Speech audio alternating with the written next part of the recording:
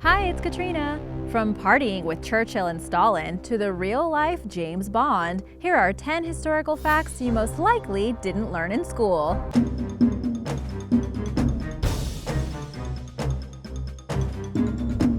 Number 10.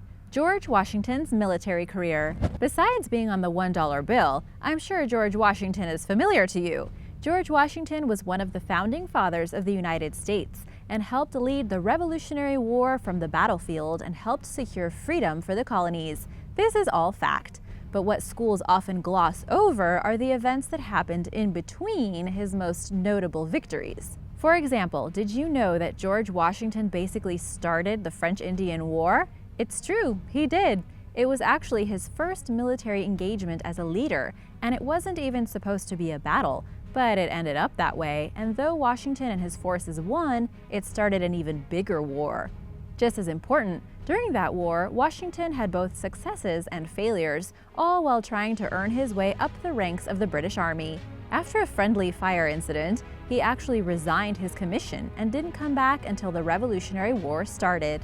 As for the war that truly made him famous, it's easy to remember the teachings that we all learned about him crossing the Delaware. As a not-so-fun fact, he would not have stood up in the boat like he's depicted in the picture because he would have been easy to spot.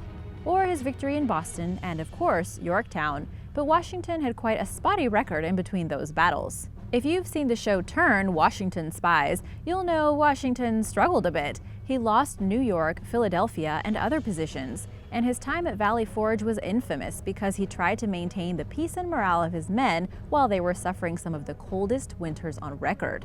Soldiers were losing limbs and dying from disease. Multiple times, mutiny almost rang out, and he had to send a message to his men that he was in charge, and thus had the mutineers, all but one, killed. By the way, have any of you watched Turn? If not, I highly recommend it. It's a great show. And because of his spotty record, he was almost removed from his position as leader of the military by Congress multiple times, but his victories always came at the perfect time to prevent that from happening. It also should be noted that while Washington was a good judge of character and picked many generals who would help the revolution, he was also very trusting of Benedict Arnold, who surprised everyone by becoming a traitor. Notice not many Americans are named Benedict after that time. George Washington is a very important figure in the United States, no doubt about it. But there's often not enough time in history class to talk about complex personalities and inner struggles people go through. Normally we just hear, he was the first president of the United States, and then move on. If you are interested in learning more, there's a great show on the History Channel, when it's not Nazi Week, called The Revolution. Number 9. A woman ran for president in 1872. Before Hillary Clinton, there was Victoria Woodhull. While many people believe Hillary Clinton was the first woman to run for president, 136 years before her, Victoria Woodhull ran almost 50 years before women even had the right to vote. She was the first woman to be backed by a political party, the Equal Rights Party, and was quite famous in her day, or infamous since she rattled a lot of people fighting for equality. She was well known for running her own newspaper with her sister. Granted, it was a rather controversial one, but it got people's attention. Also, she and her sister were quite good at Wall Street brokerage, where they got the money to make the paper. In 1871, she really made herself known to politics by being the first woman to stand before a congressional committee arguing for women's suffrage. The Equal Rights Party was very impressed and nominated her for president. With Election Day just 3 days away, she and her sister were arrested on charges of indecency and publishing an obscene newspaper. Obviously, she didn't win. Ulysses S. Grant got the victory, but she apparently did get some votes from the people. The charges were later dropped, but not before her reputation was entirely destroyed. She also wrote an expose on a cheating preacher, so she became a target of ridicule in the US. She got the last laugh, though, because she moved to England and married a millionaire and lived on a 1,200-acre estate. Not bad. Number 8. Stalin chose his photos. Joseph Stalin was one of the most famous and infamous leaders of all of Russia. He took over after Lenin and would lead the nation to record highs as well as lows. And arguably most important, while he was an ally of Hitler at first, he wasn't afraid to help put him down when the Reich leader turned on him. But because of his leadership style, he wasn't that well liked in the eyes of some of his people. So, to not show weakness of any kind, whenever a photo was taken of him, he gave the details on how it must be done. How so? Well, he would dictate the pose, the area the photo was taken in, the lighting if he could control it, what body parts could be cut out if necessary, and on and on.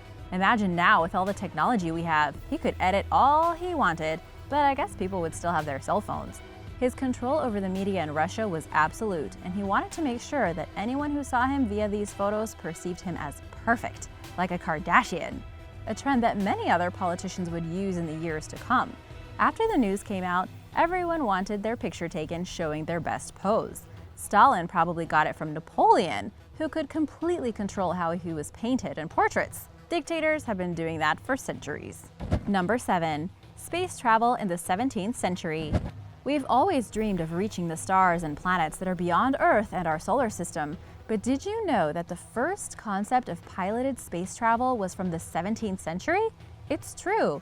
It came during the time of theologian and philosopher John Wilkins, who was just 24 years old. He had an idea for something he liked to call fire chariots, which were contraptions that would take a single person to the stars above.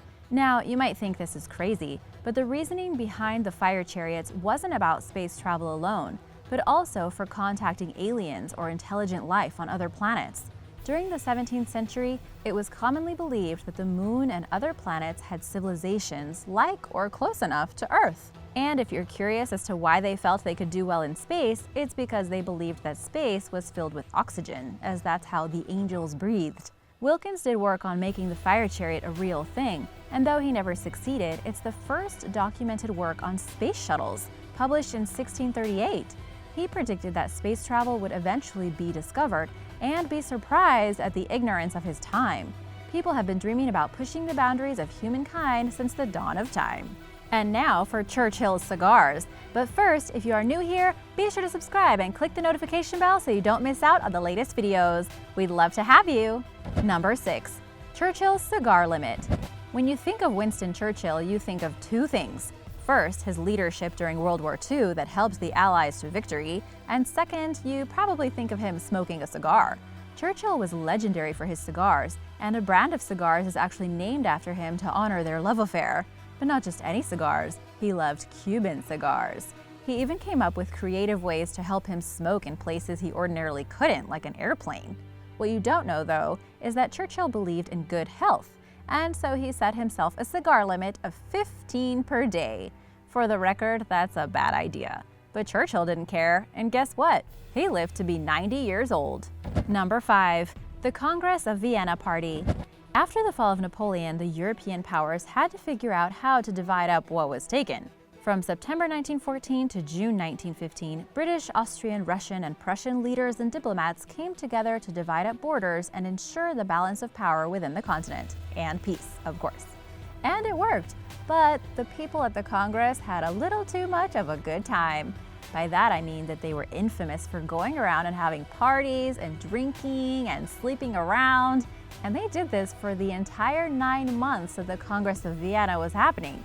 Not only the diplomats, but all of their entourages and whoever else was there at the conference. Makes you wonder how anything got done.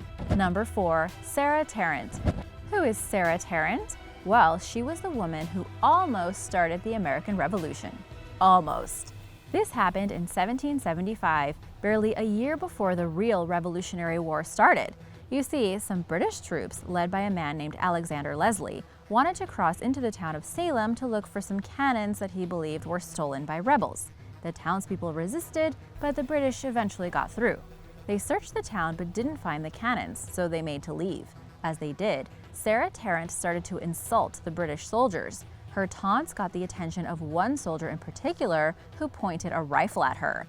The soldier didn't fire, though, due to Leslie's orders, but he was tempted.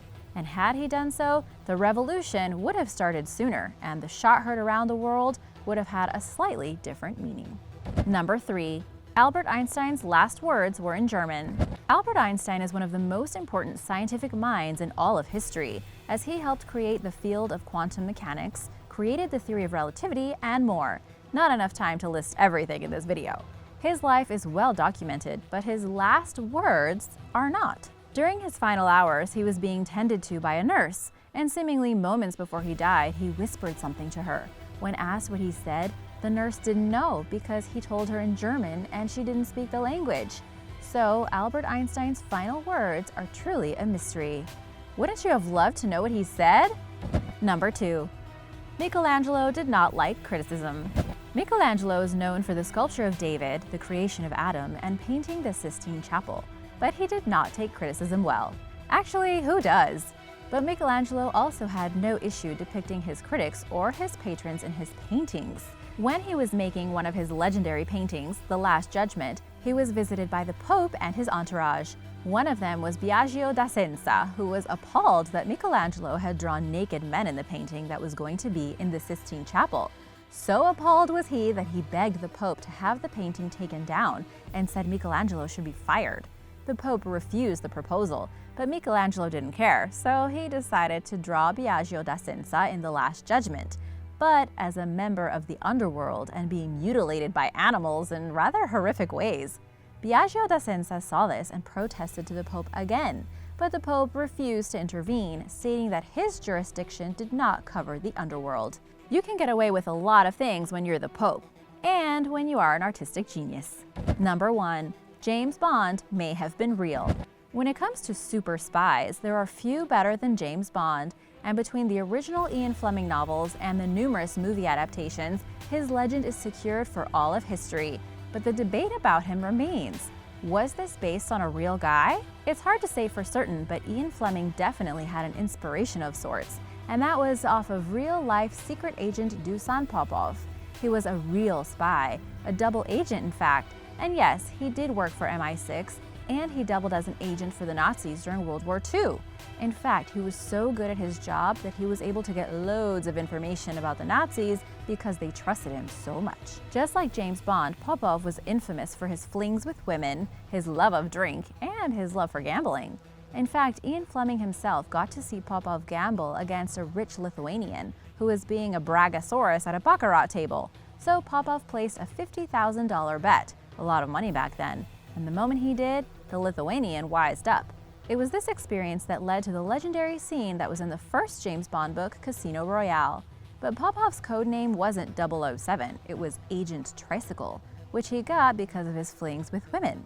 Did James Bond really exist? Thanks for watching! Hopefully you learned something new, or did you learn all of this in school? Let me know in the comments below. Be sure to subscribe, and I'll see you next time. Bye!